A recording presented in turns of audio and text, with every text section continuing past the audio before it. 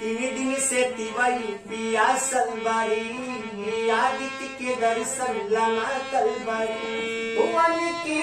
को दाना न छुए गराजी देवा बारी से ले बोड़िए बोड़िए माधु चुए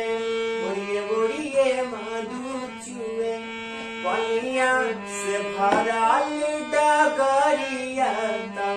कैसे जई है कोसी मारे कैसे जई है कोसी मारे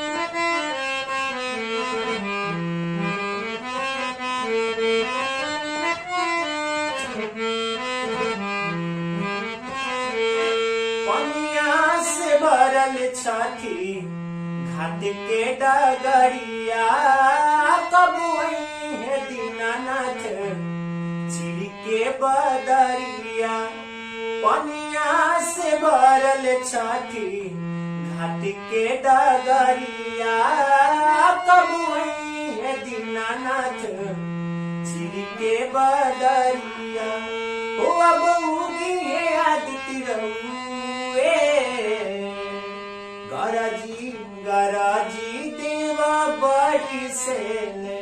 बोड़िए बोड़िए मधु चुए बोड़िए बोड़िए मधु चुए पनिया से भराल डगरिया कैसे जई है